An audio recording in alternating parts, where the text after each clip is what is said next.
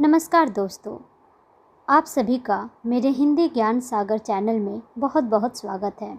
आज हम यहाँ यूजीसी नेट का दिसंबर 2020 में प्रथम पाली में जो एग्ज़ाम हुआ था उसमें जो आपका प्रश्न आया था उसे हम व्याख्या सहित हल करने वाले हैं। तो चलिए शुरू करते हैं। आज का पहला प्रश्न है, निम्नलिखित में से कौन सा शब्द तद्भव नहीं है? तो इसका सही उत्तर होगा ऑप्शन सी वायु, बल्कि ऑप्शन ए आखर, ऑप्शन बी कान और ऑप्शन डी काज तद्भव शब्द है। जैसा कि हम जानते हैं कि जो शब्द संस्कृत भाषा से हिंदी में बिना किसी परिवर्तन के ज्यों के त्यों ले लिए गए हैं उन्हें हम तत्सम शब्द कहते हैं। तो आखर का तत्सम शब्द होगा अक्षर, कान का कर्ण और काज का कार्य होगा। अगला प्रश्न है, निम्नलिखित में से कौन सा शब्द यौगिक है, रूढ़ नहीं? तो इसका सही उत्तर होगा ऑप्शन ए जलद, क्योंकि हम जानते हैं ऐसे शब्द जो दो सार्थक शब्दों के मेल से बने हो उसे यौगिक शब्द कहते हैं और इनके खंड भी सार्थक होते हैं। तो जलद में जल जोड़ द दो सार्थक शब्दों के मेल से बना है, तो इसमें जलद यौगिक शब्द है, रूढ़ नहीं। अगला प्रश्न है, निम्नलिखित में से कौन सी भाषा आर्य भाषा के अंतर्गत नहीं आती है?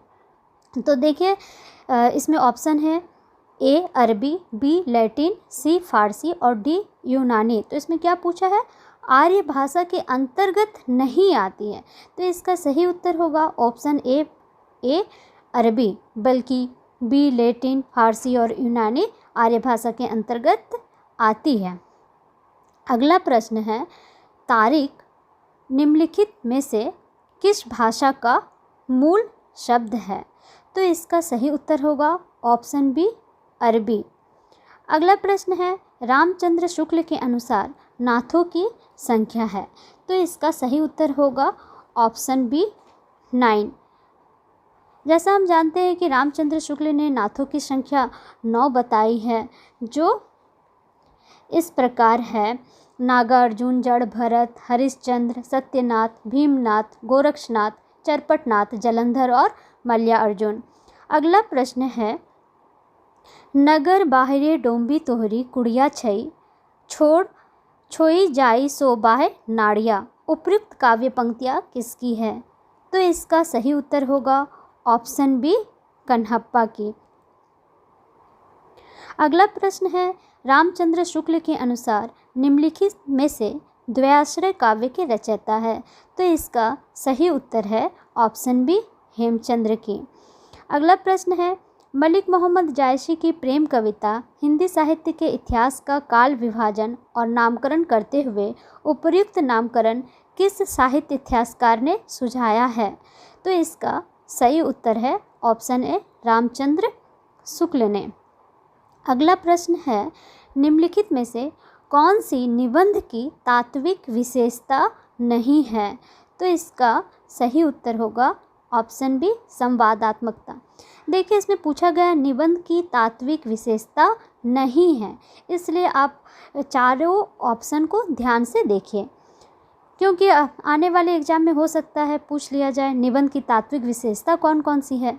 तो इसमें अन्विति, आत्मव्यंजकता और विचारात्मकता निबंध की तात्विक विशेषता है और संवादात्मकता नहीं है।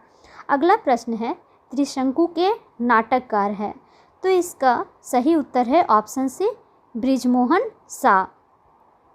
अगला प्रश्न है, निम्नलिखित में से कौन ललित निबंधकार नहीं है? इसमें भी देखिए पूछ रहा ललित निबंधकार नहीं है और इसका ऑप्शन है रामचंद्र शुक्ल, हजारी प्रसाद द्विवेदी, कुबेरनाथ राय और विद्यानिवास मिश्र। तो इसका सही उत्तर होगा ऑप्शन ए रामचंद्र शुक्ल, बल्कि हजारी प्रसाद द्विवेदी, कुबेरनाथ राय और विद्यानिवास मिश्र ललित निबंधकार है।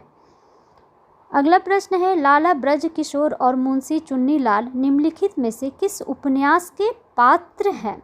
तो इसका सही उत्तर है ऑप्शन डी परीक्षा गुरु।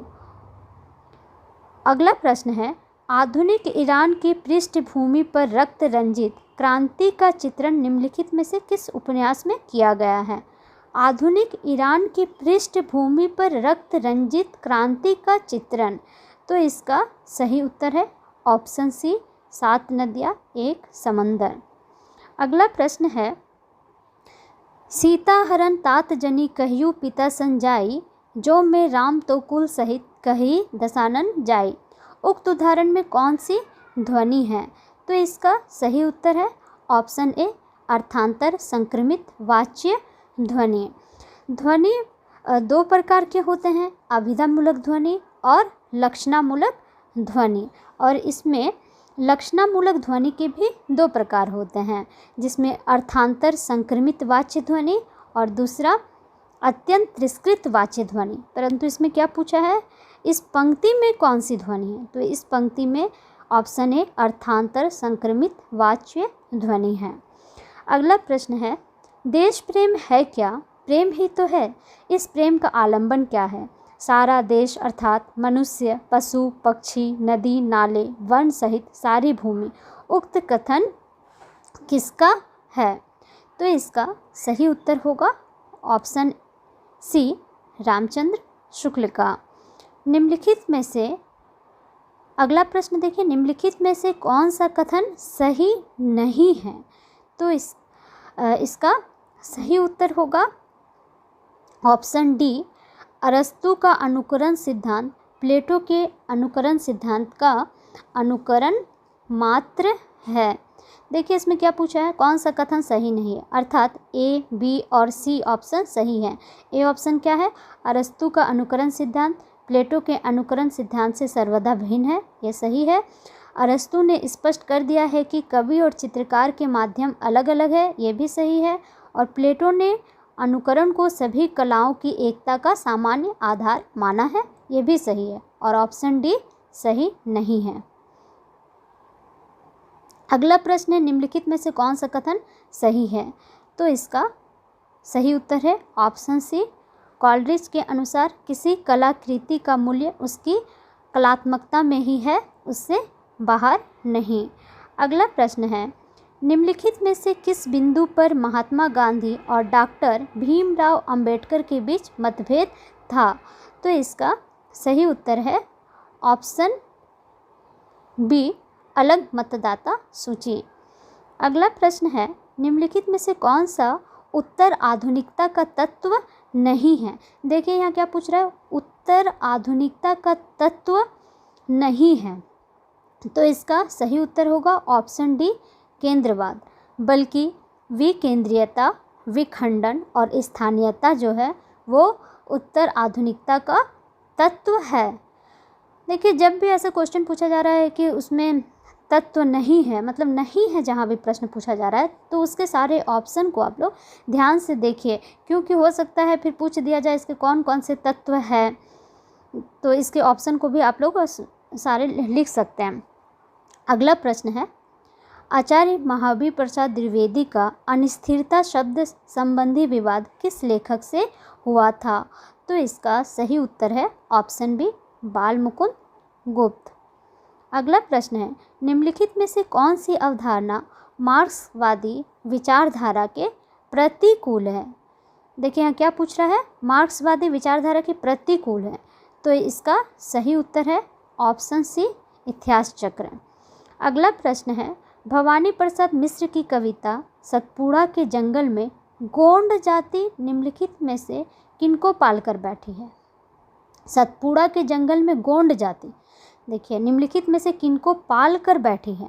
तो इसका सही उत्तर है ऑप्शन ए मुर्गे और तितर।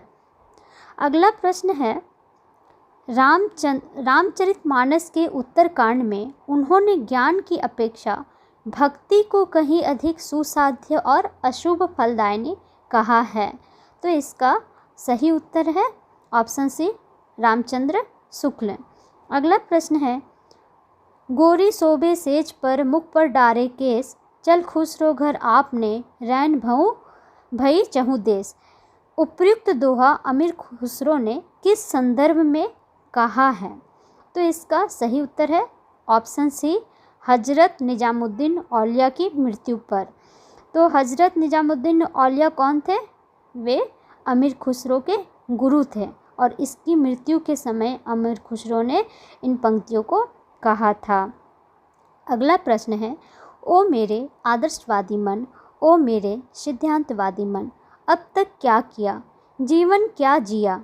उपयुक्त पंक्तियों के आधार पर निम्नलिखित में से कौन सा कथन सही नहीं है? देखिए फिर यहाँ पूछा है सही नहीं है, तो इसका सही उत्तर होगा ऑप्शन बी, असमंजस की स्थिति, बल्कि ऑप्शन ए, ऑप्शन सी और ऑप्शन डी इसका सही है। इसका नेक्स्ट प्रश्न देखने के लिए आप मेरा नेक्स्ट वीडियो देखिएगा। उसमें मैंने 26 से लेकर 50 तक के सभी प्रश्नों का हल व्याख्या सहित किया है। धन्यवाद दोस्तों।